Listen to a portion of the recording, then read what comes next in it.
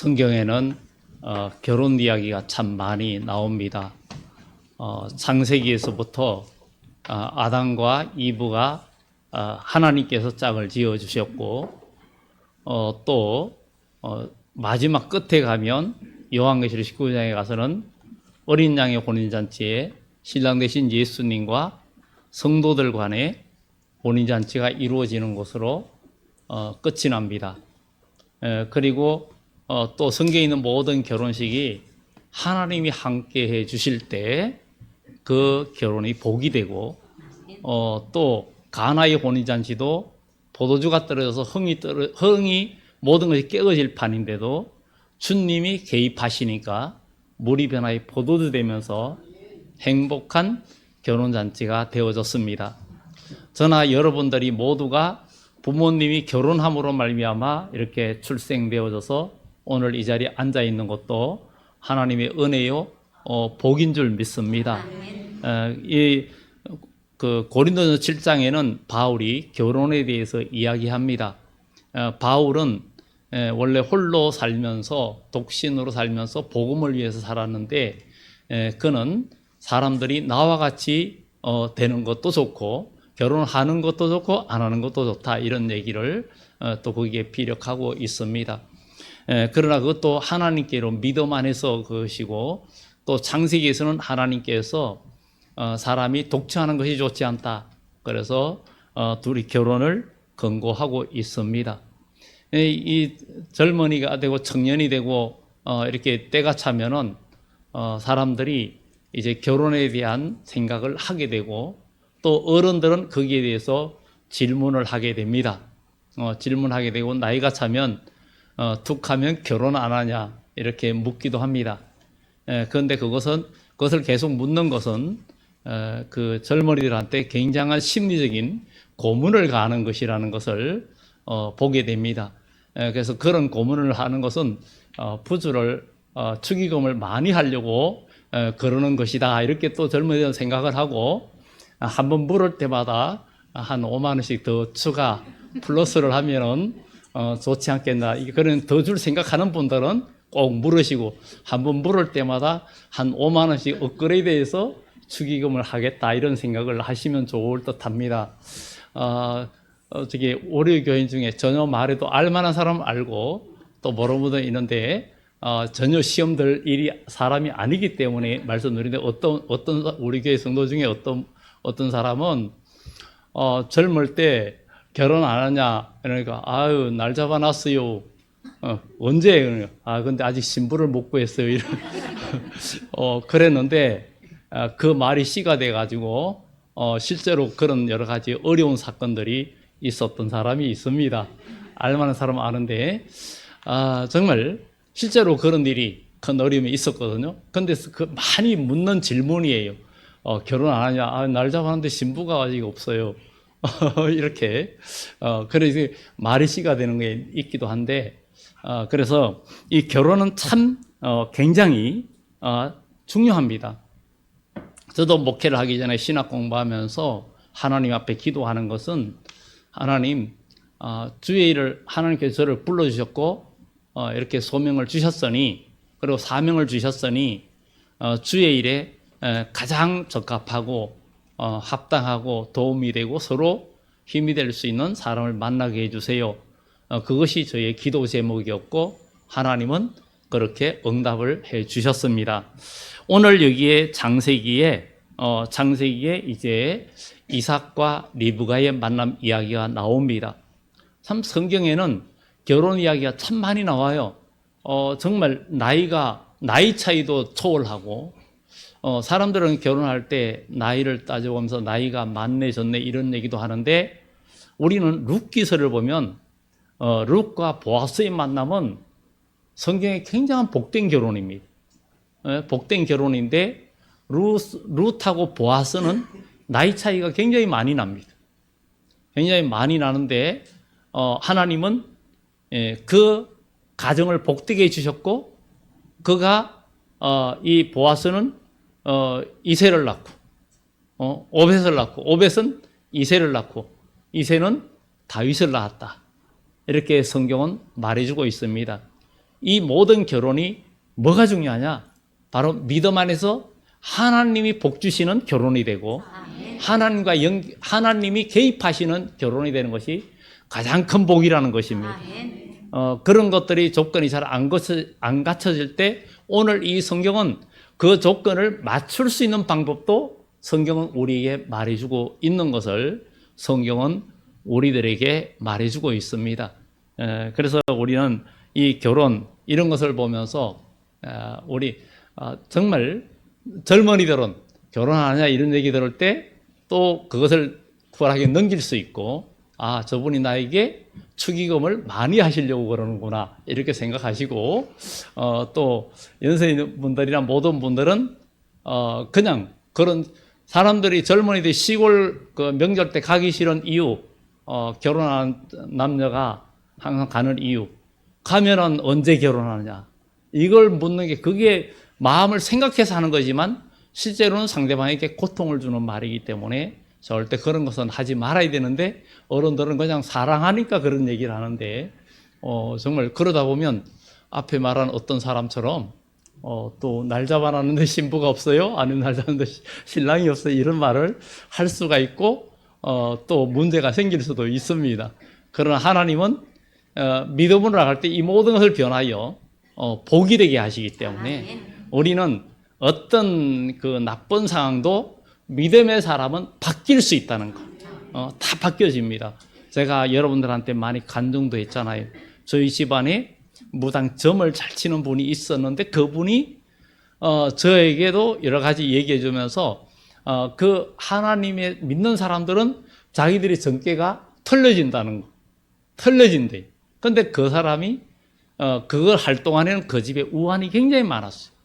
우환이 굉장히 많고 뭐 자녀도 죽고 뭐 여러 가지 어려움들이 많았는데 결국은 나중에 예수님 믿고 진짜 결혼식에 갔는데 십자가 목걸이 걸고 와가지고 깜짝 놀라서 어쩐 일이냐고 그러니까 나도 이제는 그거 다 청산하고 하나님의 자녀 됐어 이래가지고 얼마나 감사했는지. 그러다가 나중에 또 권사가 되었고 뭐 몇 년 전에 돌아가셨지만 정말 그것이 다 아무것도 아니더라 이것이요. 사람은 우리가 예수 믿는 사람은 모든 게 환경과 세상 사람이 말하는 운명과 운수가 바뀌는 거예요. 그래서 이사야서에는 뭐라고 이야기하냐면 머리와 갓에게 제사를 드리는 자는 화가 있을진저. 머리와 갓은 운명과 운수신이. 그러니까 내 운명, 내 팔자 이러는 사람은 복이 없어요.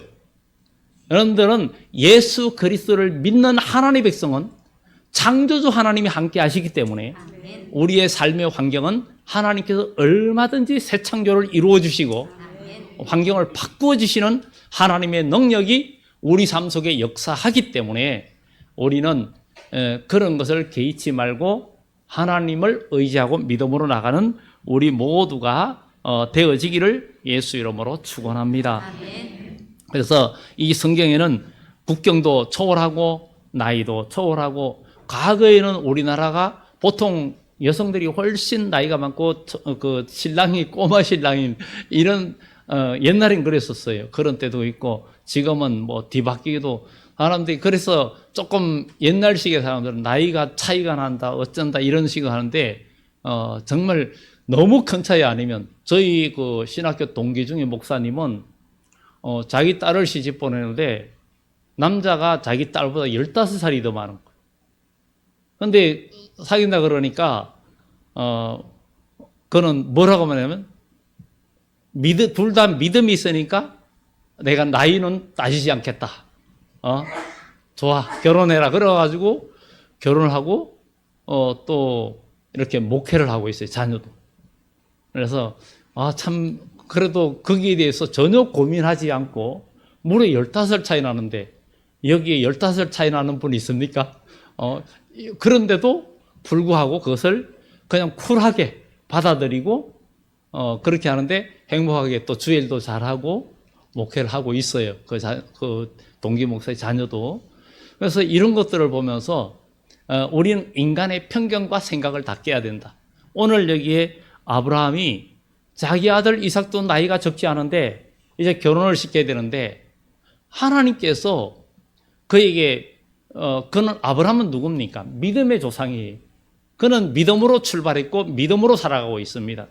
그런데 오늘 본문에도 정말 하나님께서 범사의 복을 주셨고 정말 하나님께서 아브라함을 창세기 12장에 너는 고향 본토 친척 아비 집을 떠나가지고 정말 약속한 땅으로 내가 지시할 땅으로 가라 해서 지금 가나안 땅에서 정착해서 큰 부족을 이루고 있었습니다.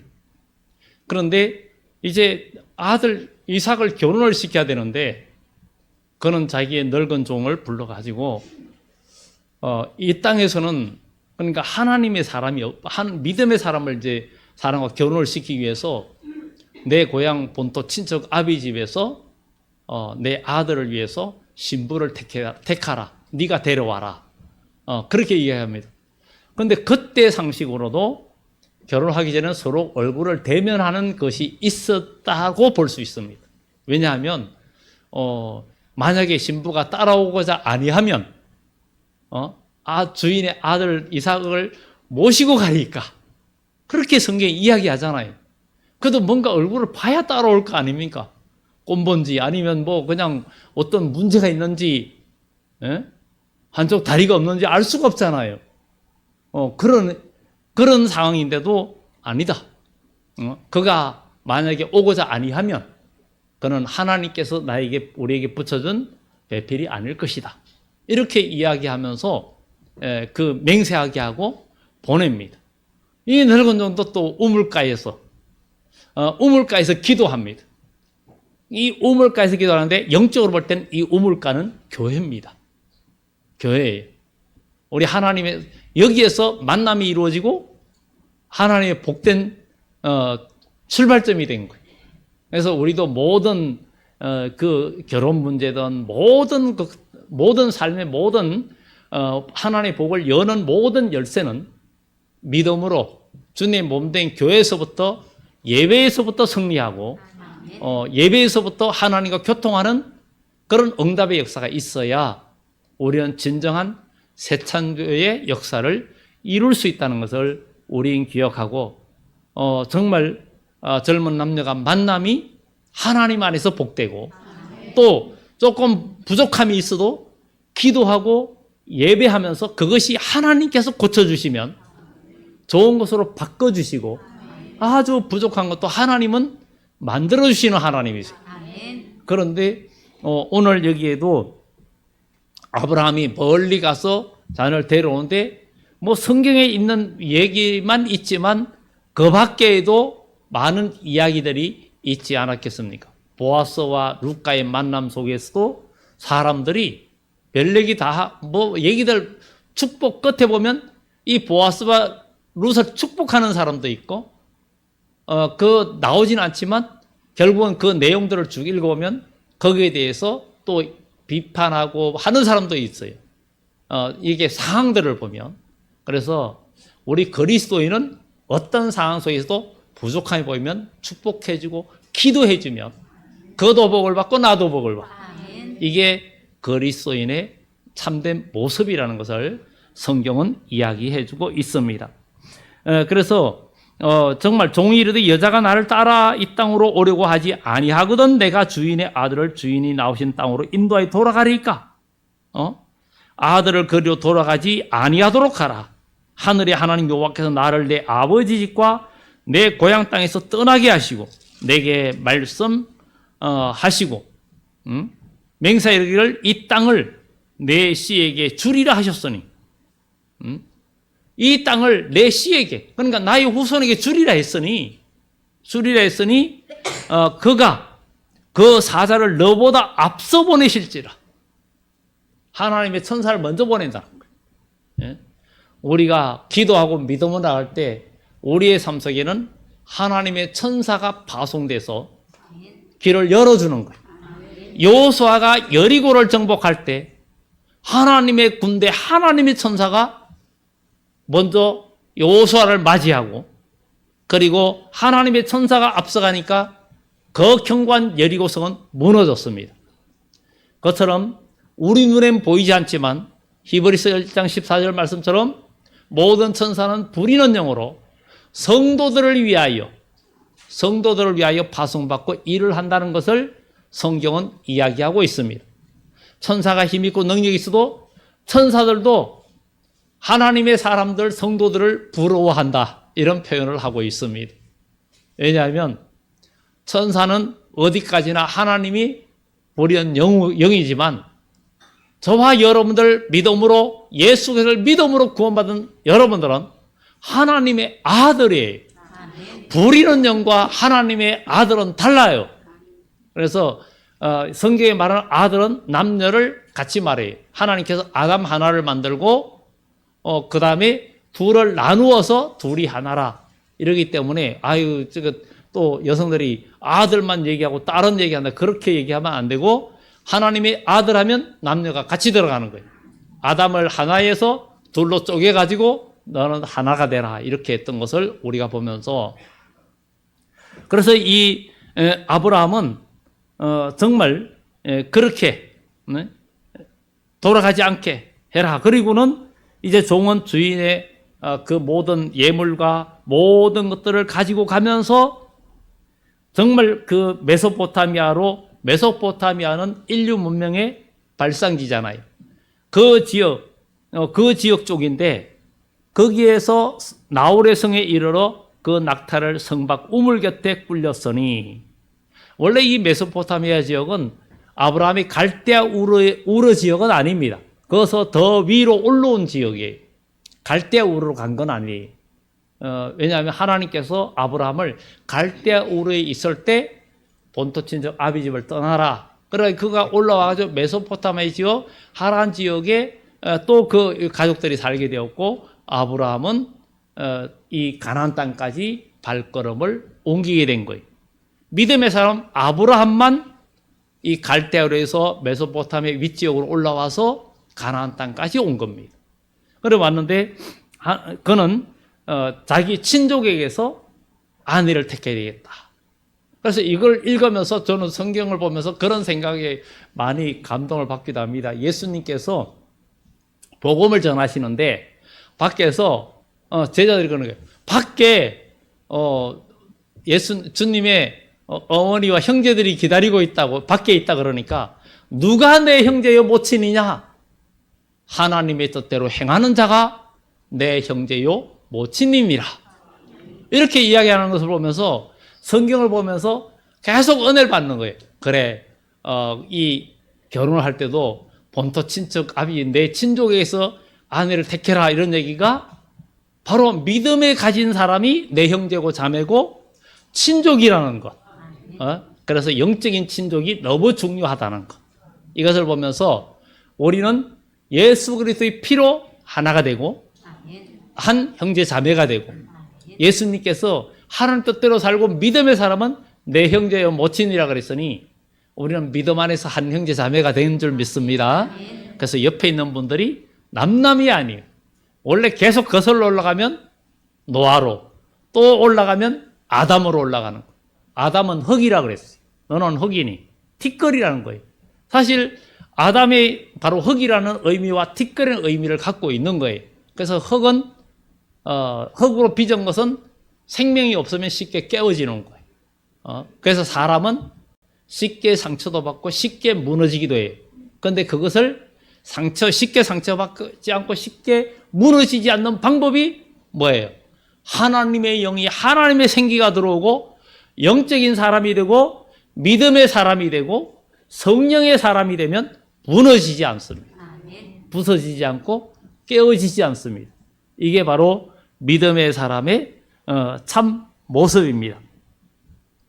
그래서 이 넓은 종 엘리에셀은 이렇게 이 지역에서 물가에서 기도합니다. 주인 아브라함의 하나님 여호와여, 원하건대 오늘 나에게 순조롭게 만나게 하사 내 주인 아브라함에게 은혜를 베푸시옵소서. 성중 사람의 딸들이 물길로 나오겠사오니 내가 우물 곁에 서 있다가 한 소녀에게 이르기를 청하건대 너는 물동이를 기울여 나로 마시게 하라 하리니 그의 대답이 마시라, 내가 당신의 낙타에게도 마시게 하리라 하면 그는 주께서 주의 종 이삭을 위하여 정하신 자라. 이로 말미암아 주께서 내 주인에게 은혜 베푸심을 내가 알겠나이다. 물을 달라는데 물만 주는 게 아니라, 먹으라고 물만 주는 게 아니라, 거기에는 짐승들이 많은데 그들에게, 그 짐승에게 물을 주려면 짐승이 물을 적게 먹어요, 많이 먹어요? 아마 시골에서 짐승을 키워본 분들은 압니다.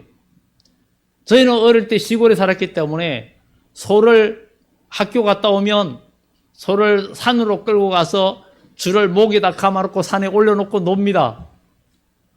그리고 저녁 때쯤 돼서 소를 끌고 다시 내려옵니다. 내려오면 집에 와가지고 꾸중물통이 있어요. 꾸중물통 말통인데 그 통에, 꾸중물통에 그 쌀겨 같은 걸 한 바가지 퍼부어주고, 그러면은 이 소가 막 그냥 코까지 그냥 쑤셔놓고 그걸 한 통을 다 마십니다. 그러면 소나 어떤 약대나 이런 거 하면은 적어도 한 마리에 물 한 발통씩은 줘야 되는 거예요.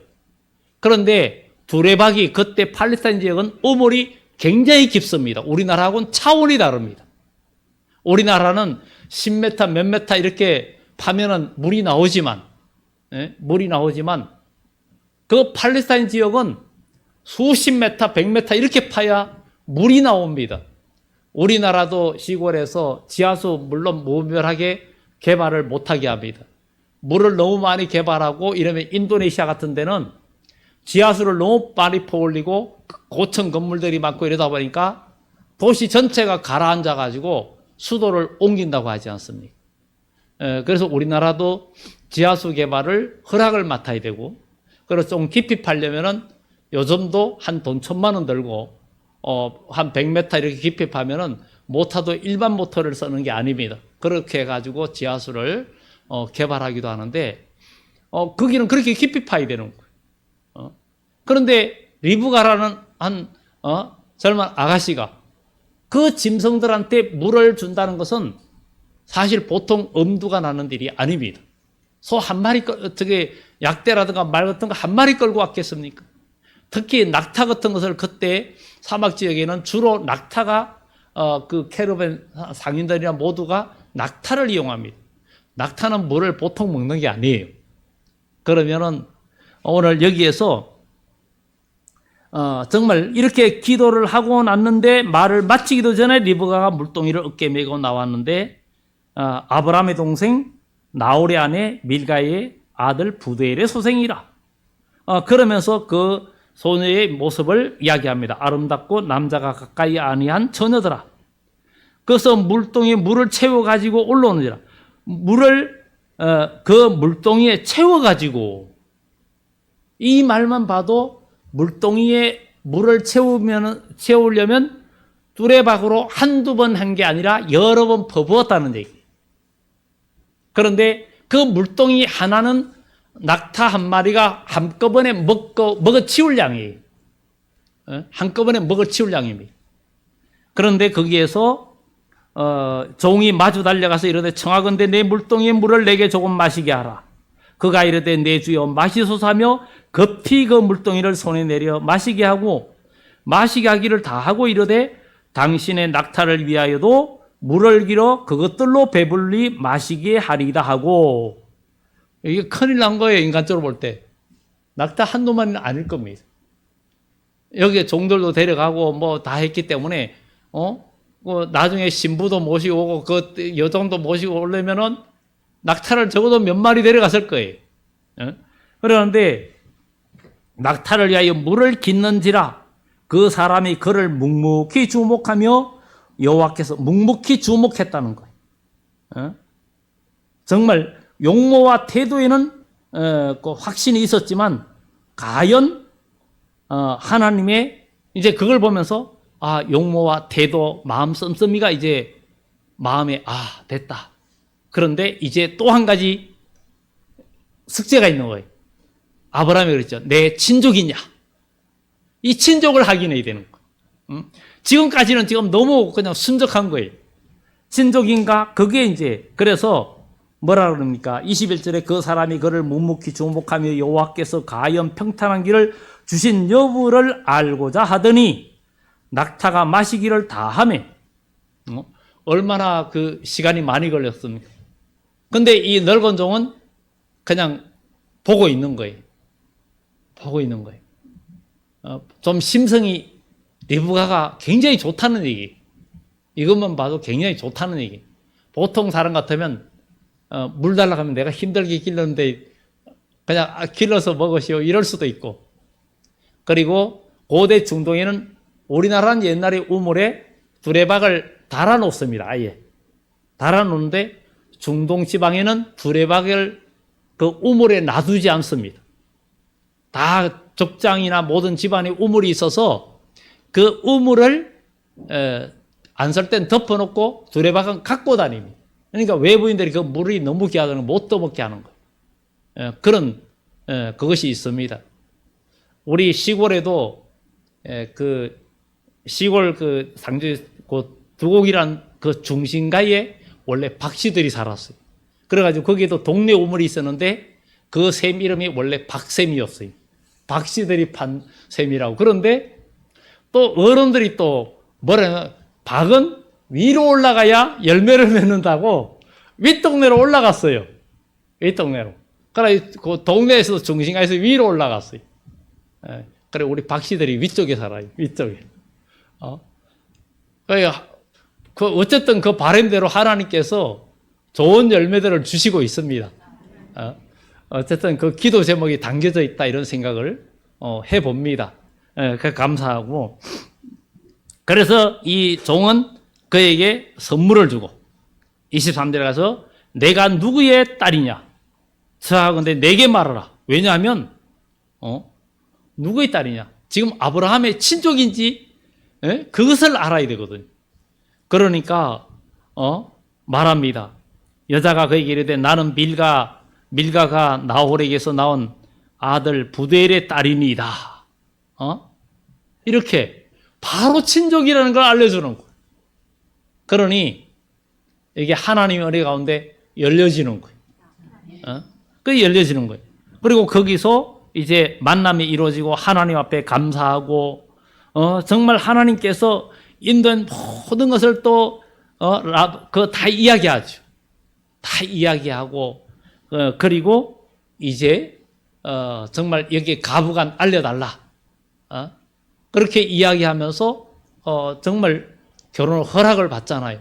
그리고 또 거기서 좀 며칠 있다 가라 그러니까 아니라고. 이 종은 자기 사명을 다하기까지 중간에 세상 말로 농땡이를 안 부리는 거예요. 그래서 우리도 하나님의 일을 맡았을 때 어느 일할 때는 그 일을 마치기까지는 딴전을 피우면 하나님이 기뻐하지 않습니다. 그래서 우리는 주일을 하고 어떤 일을 할 때 하나님의 일을 맡은 거 있으면 내가 틈나면 하고 또 하다가 틈틈이 하고 이러면 하나님이 기뻐하지 않아요. 항상 하나님의 일을 뭔가 해야 되겠다면 그것을 제일 우선주의로 먼저 할 때, 먼저 그의 나라와 그의 의를 구할 때 하나님은 우리에게도 복을 우선권을 주시는 거예요. 이 세상의 모든 복도, 그래서 장자의 명분은, 영적인 장자의 명분은 굉장히 중요한 거예요. 우리는 하나님의 일도 옛날 어른들도 장자에게 먼저 우선권을 주는데 우리가 하나님의 일에서도 장자의 명분을 가지는 게 중요해요. 어떤 일이 있을 때 그 일이 남이 볼 때는 보잘 것 없고 내가 귀찮고 힘든 일이고 좋은 일이 아니에요. 그런데 하나님이 보실 땐 복 받는 길이에요. 그것을 먼저 잡고 일하는 자, 영적인 장자예요. 하나님은 그가 반드시 복을 누리게 되어 있습니다. 그런데 많은 분들이 교회 생활에서 이 장자의 명분을 그냥 에서처럼 그냥 팥죽 한 그릇에 죽 한 그릇에 바꾸는 것처럼 네가 많이 하고 복 받아 이런 식이에요. 많이 복 받아. 나는 집에 바빠. 나는 할 일 많아 하고 그냥 귀찮아하고 힘들어요. 그러면 하나님의 복을 받을 길이 없습니다. 하나님의 복을 받을 줄 생각지도 말아야 돼요. 어떻게 하나님을 홀대하는데 하나님이 주시겠습니까? 하나님의 일을 하면 내 마음을 다하고 뜻을 다하고 힘을 다하고 목숨을 다하라 그랬는데 사람들이 그러지 못해요.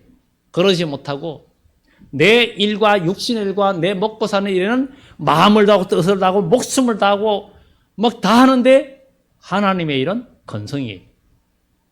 하나님 앞에 예의도 지키지 못하고 마음도 다 못하는 그것이 바로 그러면 하나님의 복을 누릴 수도 없고 복을 받을 수도 없습니다.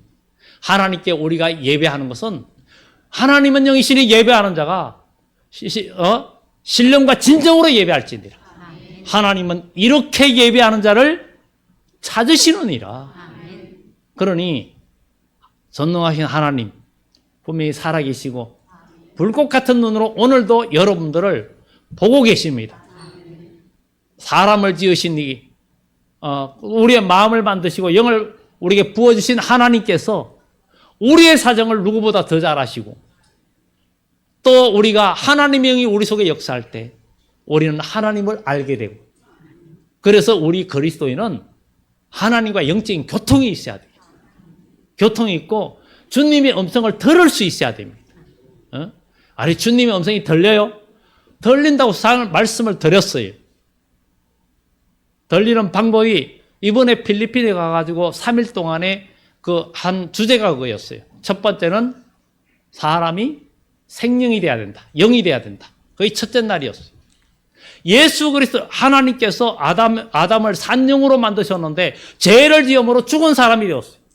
그런데 살리는 영으로 오신 예수님이 우리를 살리는데 어떻게 살아요?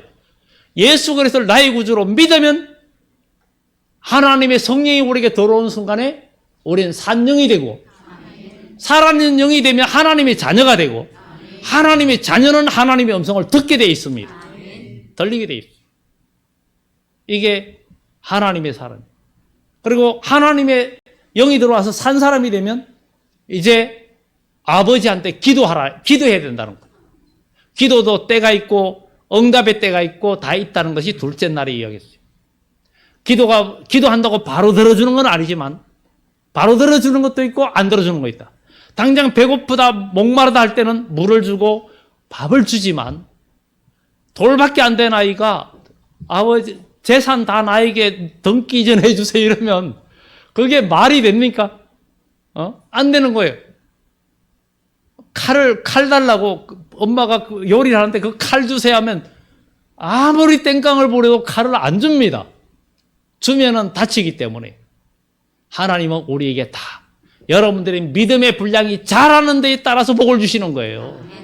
그래서 사랑하는 자의 내 영혼이 잘된 같이 내가 범사에 잘되고 강건하기를 원한다 그랬어요. 믿음의 사람들이 다 믿음이 자라는 것만큼 하나님께서 그의 지경을 넓혀주셨어요. 그런데 우리는 먼저 내 지경을 넓혀달라 그러죠. 내가 믿음의 영역이 넓어지고 내 신앙이 자라야 그 자라는 것만큼 하나님은 우리에게 열어주시는 거예요. 부모도 자식이 자라고 성숙하는 것만큼 그에게 더 열어주고 더 주고 하는 것입니다. 갓난 아이나 작은 아이는 분유나 뭐 과자나 뭐 그냥 옷밖에 사줄 게 없어요. 근데 좀 커서 학원 다니면 이제 학원비도 내고 대학교 가면 더 큰 돈 내고 나중에 하면 데이트하면 데이트비도 대주고 뭐 이럴 수가 있는 거죠. 그리고 나중에는 결혼한다 그러면 집도 장만해주고 이런 것처럼 거기에 분량에 맞게끔 부모가 하듯이 하나님은 여러분들이 신앙이 자라고 믿음이 자라는 것만큼 하나님은 여러분들을 열어주신다는 거예요. 이것이 살아있는 하나님의 백성의 모습이라는 거예요. 그리고 거기서 셋째 날의 이야기는 바로 하나님의 음성을 듣고 하나님께서 채워주시는 건 뭐냐? 하나님의 구원은 어떤 자에게냐?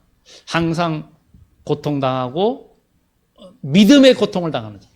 믿음에 의롭게 살기 위해서. 하나님은 영적인 고통을 느끼는 자에게 음성을 들려줍니다. 여러분들이 신앙생활 하면서 고난이 오고 어려움이 올 때 인간적으로 성질내고 화내고 욕심부리면 그냥 그 육의 사람의 모습이.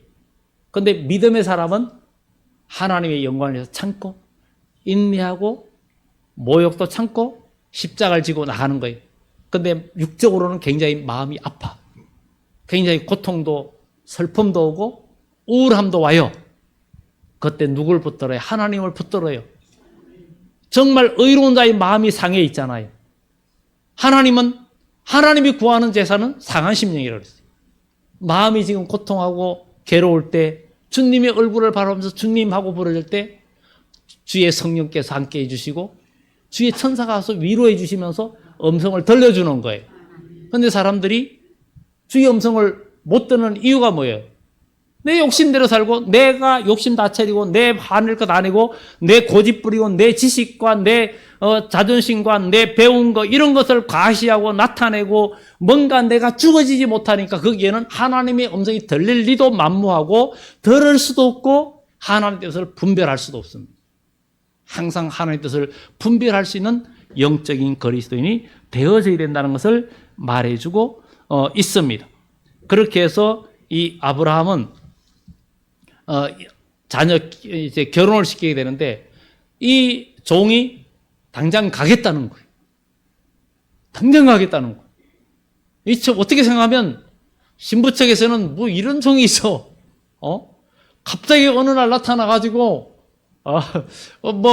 그러면서 이 또 늙은 종이 주인에 대해서 복을 얘기합니다.